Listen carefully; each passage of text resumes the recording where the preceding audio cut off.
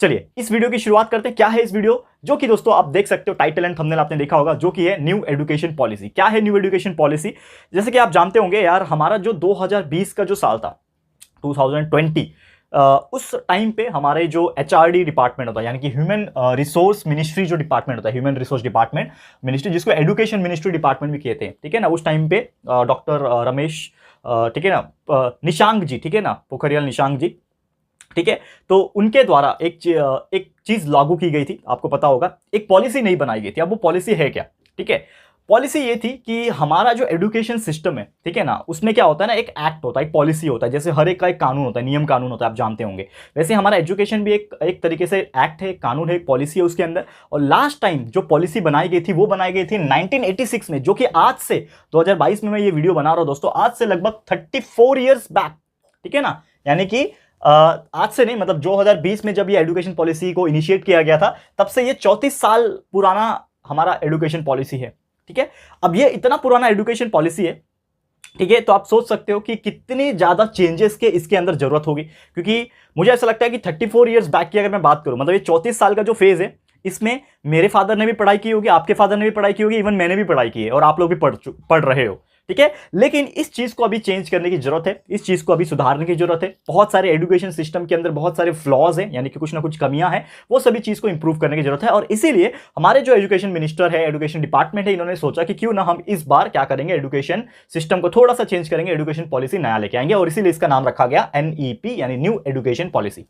अब ये है क्या? पहली बात तो इसको जान लो, लागू होगा नहीं होगा ये सभी चीज बताऊंगा, लेकिन सबसे पहले इसका एक्सप्लेनेशन जान लो, ठीक है। अब ये तो चीज आपको समझ में आ गया होगा कि सबसे पहले ये न्यू एजुकेशन पॉलिसी में एक ऐसा सिस्टम बनाया गया था जिसमें यह कहा जा रहा था कि 10वीं और 12वीं की बोर्ड एग्जाम्स को कैंसिल कर दिया जाएगा, यानी कि 10वीं और 12वीं की बोर्ड एग्जाम्स नहीं होगी, ठीक है।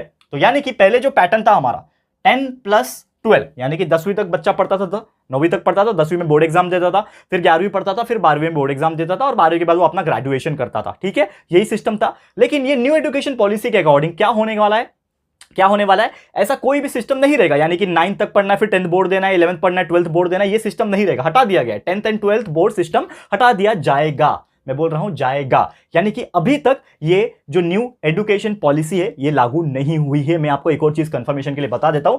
लेकिन न्यू पैटर्न है क्या? न्यू पैटर्न ये है दोस्तों 5+3+3+4, यानी कि पहले बच्चा 5 साल पढ़ाई करेगा, जिसको हम लोग फाउंडेशनल कोर्स बोलते हैं, ठीक है ना। सबसे पहले फाउंडेशनल कोर्स होगा, उसके बाद बीच का मिडिल कोर्स रहेगा, फिर 3 इयर्स पढ़ेगा, फिर 3 इयर्स पढ़ेगा, मतलब कंटिन्यूसली पढ़ेगा। लेकिन इसको एक सिस्टमैटिक तरीके से पैटर्न में डिवाइड किया है। इसका पूरा एक्सप्लेनेशन मैं अभी दूंगा। वीडियो हो सकता है थोड़ा सा लंबा हो जाए, क्योंकि अगर आपको पूरा समझना है कि न्यू एजुकेशन पॉलिसी है क्या, जो कि आज नहीं तो कल लागू होने ही वाला है। आप जानते हो दोस्तों कि ये चीज जब इनिशिएट कर दी गई है गवर्नमेंट द्वारा, तो आज नहीं तो कल, इस साल में या फिर अगले साल में या फिर उसके अगले साल में कहीं ना कहीं ये कभी ना कभी ये लागू हो जाएगा। तो आपको इसके बारे में जानना बहुत ज्यादा जरूरी, क्योंकि ये हो सकता है आपके लिए भी काम आ जाए, हो सकता है आपके कोई छोटे भाई बहन उनके लिए भी काम आ जाए, और आगे आने वाली जनरेशन के लिए भी काम आ जाए। तो इसको समझ के ले लो सबसे पहले। तो ये 5+3+3+4 पैटर्न है क्या, ये ईयर का जो पैटर्न है वो एक्जैक्टली है क्या, मैं आपको एक्सप्लेन करूंगा। लेकिन इसके पहले थोड़ी और जानकारी न्यू एजुकेशन पॉलिसी के लिए। तो जैसे मैंने बोला कि पहले क्या था, 10+12 था, अब ऐसा नहीं होगा। न्यू एजुकेशन पॉलिसी जब ऑफिशियली लागू हो जाएगी तब आएगा 5+3+3+4 ईयर का पैटर्न, और ये हर बच्चों के लिए बहुत ज्यादा बेनिफिशियल है, बहुत ज्यादा अच्छे से काम आएगा। अब ये जो न्यू एजुकेशन पॉलिसी है इसकी शुरुआत की गई थी 2020 में। जैसे मैंने बोला 2020 का जो साल था, इसमें जो हमारे एचआरडी मिनिस्ट्री डिपार्टमेंट था, उन्होंने एक अप्रोच किया था कि हम 2020 से इस पॉलिसी को लागू करेंगे। लेकिन आप जानते हो 2020 में क्या हो गया, कोविड नाम का एक चीज आ गया और बहुत ज्यादा दिक्कत देने लगा, ठीक है। तो इसके वजह से इसको हम प्रॉपर तरीके से गवर्नमेंट ने अप्रोच नहीं कर पाया, मतलब इनिशिएट नहीं कर पाया। तो बहुत सारे स्टेट्स धीरे धीरे करके इसको अप्लाई कर रहे हैं, ठीक है। लेकिन हम बात कर रहे हैं महाराष्ट्र स्टेट के, क्योंकि हमारे जो बच्चे का टारगेट है मेनली वो क्या है, महाराष्ट्र बोर्ड स्टूडेंट्स। तो इसके अकॉर्डिंगली अगर मैं बात किया जाऊं तो हमारे महाराष्ट्र में अभी तक ये चीज अप्लाई नहीं हुआ है।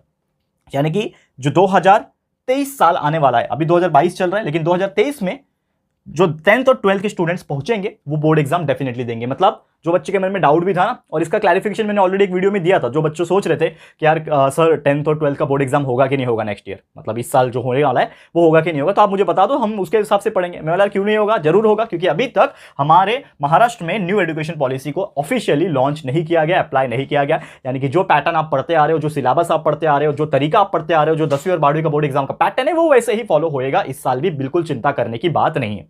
ये बात हो गया ओवरऑल, मतलब एक चीज तो आपके माइंड में अभी क्लियर हो गया होगा कि न्यू एजुकेशन एजुकेशन पॉलिसी है तो, लेकिन अभी तक महाराष्ट्र में इसको लॉन्च नहीं किया गया है। मतलब जैसा हम पढ़ते आ रहे थे अभी तक वैसा ही हमको पढ़ना है, लेकिन इसके बारे में जानकारी रखना भी बहुत ज्यादा जरूरी है। और इसीलिए ये जो 5+3+3+4 जो न्यू एजुकेशन पॉलिसी का ये जो पैटर्न है, इसको याद रखना और इसको अपने दिमाग में बिठा लेना, ये भी आपके लिए बहुत ज्यादा जरूरी है। और इसीलिए मैं इसको एक्सप्लेन करने जा रहा हूं। अभी मैं इसको रफ करूंगा दोस्तों, एकदम प्रॉपर रॉ रखने वाला हूं, यानी कि पूरा प्रॉपर तरीके से आपको लिख के बताने वाला हूं। जैसा मैं लेक्चर्स में पढ़ाता हूं आपके लिए, वैसे ही प्रॉपर तरीके से मैं पूरा लिख लिख के आपको बताऊंगा कि एग्जैक्टली ये है क्या। तो इसको मैं फिलहाल के लिए रफ कर रहा हूं अभी, ठीक है।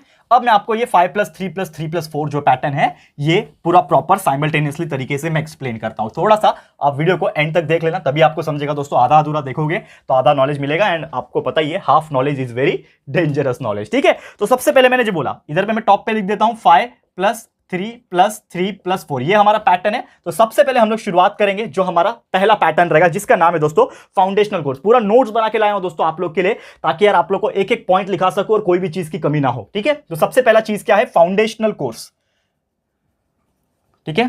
फाउंडेशनल कोर्स, ठीक है ना, क्या नाम है, फाउंडेशनल कोर्स नहीं, सॉरी, फाउंडेशनल स्टेज। ये हमारा स्टेज है, ये जो है ये स्टेजेस है हमारे, ठीक है।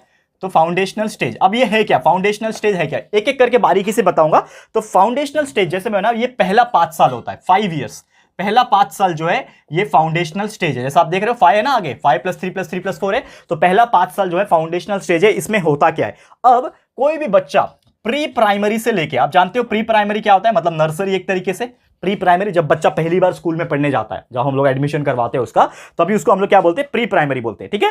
तो प्री प्राइमरी से लेके वो बच्चा सेकंड स्टैंडर्ड तक, ठीक है, प्री प्राइमरी से लेके सेकंड स्टैंडर्ड तक ये 5 साल पढ़ता है। कैसे पढ़ता है मैं आपको बताता हूं। सबसे पहले वो जाता है नर्सरी में, ये आप जानते होंगे, सबसे पहले बच्चा नर्सरी में एडमिशन लेता है, ठीक है। नर्सरी के बाद वो बच्चा जाता है जूनियर केजी में, ये आप जानते होंगे, मैंने भी जूनियर केजी से शुरुआत किया था, ठीक है। जूनियर केजी में जाता है, जूनियर केजी के बाद सीनियर केजी में जाता है, ठीक है। उसके बाद वो जाता है फर्स्ट स्टैंडर्ड में जाता है, और उसके बाद वो जाता है सेकंड स्टैंडर्ड में। यानी कितने साल हो गए आप देख सकते हो, पहला, दूसरा, तीसरा, चौथा, पांचवा, टोटल ये 5 साल हो गए। तो ये क्या है, इसका नाम फाउंडेशनल स्टेज इसलिए भी है क्योंकि ये स्टेज में आपको पूरा फाउंडेशन पढ़ाया जाता है। मतलब आपका जो बुनियाद होता है, जैसे कोई बिल्डिंग खड़ा करने के लिए उसका फाउंडेशन, यानी कि जमीन के अंदर की गहराई भी बहुत जरूरी होती है, उसके अंदर खड्डा करके सीमेंट डाल के पिलर्स खड़ा करते हैं।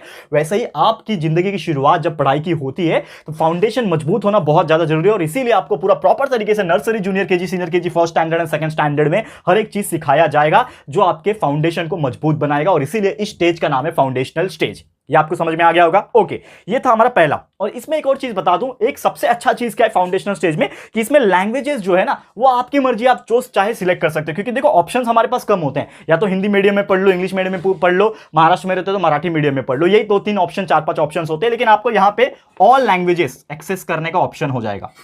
यानी कि जो भी लैंग्वेजेस आप पढ़ना चाहते हो, साथ में समझ लो आपका कोई मदर टंग होगा, जो भी मदर टंग आपका है, वो मदर टंग में आप सीख सकते हो पूरा 5 साल। ये भी एक तरीके से फायदा है, ठीक है। मतलब ऑप्शंस के तौर पे आप मदर टंग भी ले सकते हो, ऑप्शन आपको मिल जाएगा। तो ये सबसे पहला स्टेज था, जिसका नाम था फाउंडेशनल स्टेज। उम्मीद करता हूं ये पहला 5 साल बहुत ज्यादा बेनिफिशियल रहेगा जो भी बच्चा पढ़ाई करेगा, क्योंकि हमारे टाइम में भी लगभग ऐसा ही था, ठीक है। लेकिन स्टेजेस नहीं थे, हम तो ऐसे ही आके यार पढ़ लिया, बचपन में हमारे माँ बाप ने जूनियर स्टैंडर्ड में हमारा एडमिशन करा दिया, ABCD पढ़ लिया, उसमें सीनियर में चले गए, उसके बाद फर्स्ट स्टैंडर्ड में चले गए, एंड पढ़ते पढ़ते 10वीं पढ़ लिया, 12वीं पढ़ लिया, इंजीनियरिंग कर लिया, कब पढ़ाई खत्म हो गया पता नहीं चला, आज पढ़ा भी रहा हूँ, ठीक है। तो ये जर्नी रही है। लेकिन यार उम्मीद करता हूँ कि ये न्यू एजुकेशन पॉलिसी जो है, ये शायद बहुत ज़्यादा बेनिफिशियल रहेगा आने वाली जनरेशंस के लिए, आप लोगों के लिए, जो आप लोग बहुत ज़्यादा सीख पाओगे। और खासकर मैं एक चीज़ आपसे बोलना चाहूँगा कि ये वीडियो को ना पेरेंट्स तक भी शेयर करना। मतलब मैं चाहता हूँ कि आपका कोई भी रिलेटिव्स है, पेरेंट्स है, आपके पेरेंट्स है, उनके पेरेंट्स को भी शेयर करना। मतलब पेरेंट्स को बोलना आप अपने फ्रेंड सर्कल में शेयर करो, क्योंकि ये जो वीडियो है ना, ये सिर्फ स्टूडेंट्स के लिए बेनिफिशियल नहीं है, ये उन पेरेंट्स के लिए भी बेनिफिशियल है जिनके बच्चे छोटे रहेंगे, ठीक है, एकदम छोटे रहेंगे, चाहे वो एकदम जस्ट पहली में चले गए या फिर जूनियर में चले गए, क्योंकि ये कहीं कभी ना कभी ये उनको समझ में आना चाहिए। क्योंकि न्यू एजुकेशन पॉलिसी अगर उनको पता रहेगा तो ही वो उनके अकॉर्डिंगली फैसला कर पाएंगे कि हमें किस प्रकार उनको पढ़ाना है। क्योंकि देखा जाए तो बहुत सारे ऐसे आज के पेरेंट्स हैं जो बहुत ज़्यादा इंटरेस्टेड होते हैं उनके बच्चे क्या कर रहे हैं, कौन सी पढ़ाई कर रहे हैं। हमारे टाइम पे ऐसा कुछ होता नहीं था कि यार पेरेंट्स हाँ पढ़ रहा है बच्चा, 10वीं में पढ़ता है, 12वीं में पढ़ता है, बस उतना उनको पता होता था, ज़्यादा जानकारी नहीं रखते थे। लेकिन आज के पेरेंट्स मुझे ऐसा लगता है कि बहुत ज़्यादा एक तरीके से बोलते हैं इन्वॉल्व हो जाते हैं अपने बच्चों की पढ़ाई में। बहुत अच्छी बात है, ये मुझे काफ़ी अच्छा लगता है, एंड ऐसे ही करना भी चाहिए, ठीक है। तो ये तो हो गया हमारा पहला स्टेज जिसका नाम था फाउंडेशनल स्टेज। अब एक और चीज़ मैं आपको बता दे रहा हूँ, इसके बाद इसके बाद जो स्टेज आएगा, मैं इसको रफ कर रहा हूं, ठीक है। अगर आपको ऐसा लगता है कि ये इंपॉर्टेंट है तो आप स्क्रीनशॉट खींचते जाइएगा, ये आप लोग को काम आ जाएगा, ठीक है। तो ये हो गया फाउंडेशनल स्टेज, इसको मैं रफ कर रहा हूं, ठीक है। अब देखो ध्यान से, सेकंड स्टेज कौन सा है, ये हो गया नेक्स्ट जाते हैं, जो कि हमारा होगा दूसरा स्टेज, ठीक है। सेकंड स्टेज की अगर मैं बात करूं, जो कि हमारा है मिडिल क्लास स्टेज। इस स्टेज का नाम क्या है दोस्तों, मिडिल क्लास स्टेज। अब ये मिडिल क्लास स्टेज है क्या, इसको समझते हैं हम लोग। मिडिल क्लास स्टेज यानी कि जो हमारा सेकंड स्टैंडर्ड खत्म हो जाएगा, पहले फाउंडेशनल स्टेज में 5 साल पढ़ा, दूसरी तक मतलब सेकंड स्टैंडर्ड में हमने कंप्लीट कर लिया, और ये जो मिडिल क्लास स्टेज है ये आप देख सकते हो कितने साल का है, 3 साल का, यानी कि 3 इयर्स का स्टेज है ये, 3 साल आपको पढ़ना है। अब इसमें आप क्या पढ़ोगे 3 साल में, 3 साल में आप पढ़ोगे जब आप आ जाओगे स्टैंडर्ड 3 में, ठीक है। थर्ड स्टैंडर्ड में आ गए, क्योंकि सेकंड तक आपने फाउंडेशनल स्टेज में पढ़ लिया था। अब थर्ड स्टैंडर्ड, उसके बाद फोर्थ स्टैंडर्ड, और उसके बाद फिफ्थ स्टैंडर्ड तक आप इस मिडिल क्लास स्टेज में, यानी कि बीच के जो स्टेज होते हैं इंपॉर्टेंट लाइफ के, इसमें आप पढ़ाई करोगे, तीसरी चौथी और पांचवी पढ़ोगे, ठीक है।